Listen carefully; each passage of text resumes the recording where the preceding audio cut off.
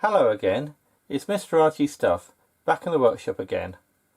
Now, if you've watched some of my recent videos, you'll know that I've been experimenting with 3D printed sound boxes, or reproducers as they are also known.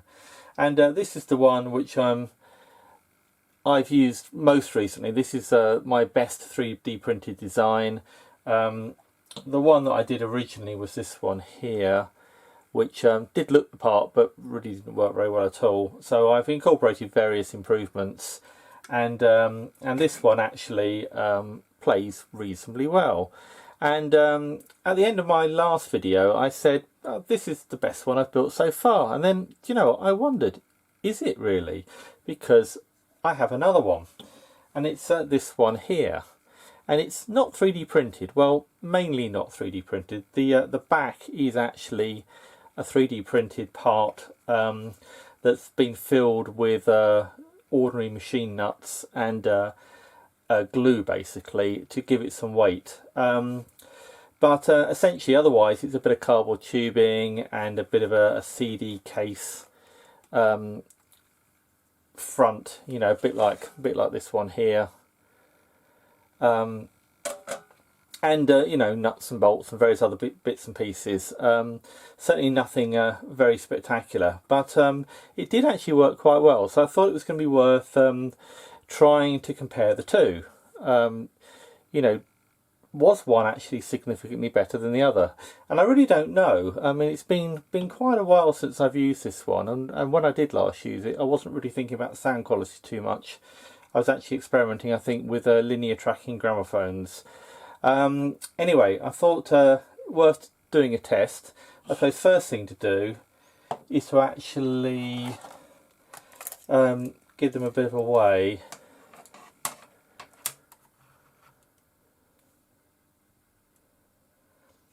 So the 3D printed one,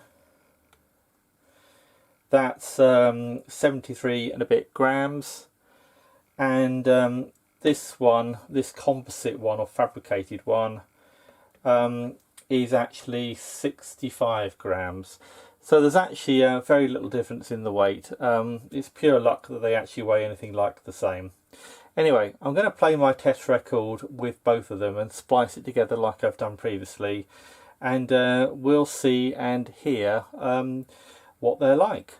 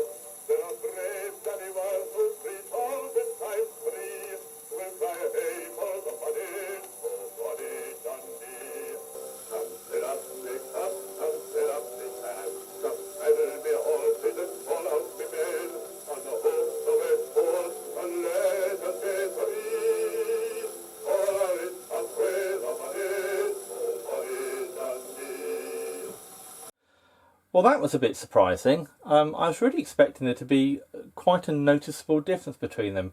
I mean, there really isn't anything at all in common with them, apart from the fact they've got the same brand of needle, and you know, I've used M3 nuts and bolts a bit on both, but there's no other parts. I mean, the 3D printed parts are not the same. There's basically no real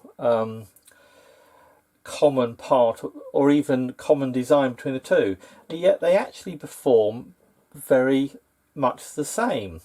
I think if anything, the volume on this one may be slightly higher or slightly better, and the needle,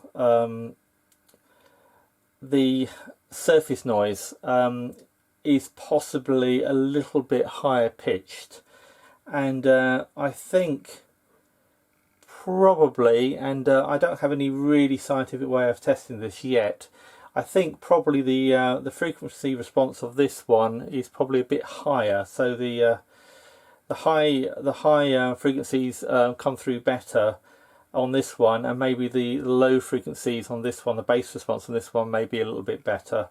But they're both essentially work pretty much the same. I think either one, within the limitations of the fact that they're not as good as the commercial units, they're both actually quite reasonable and could be used to actually listen to music.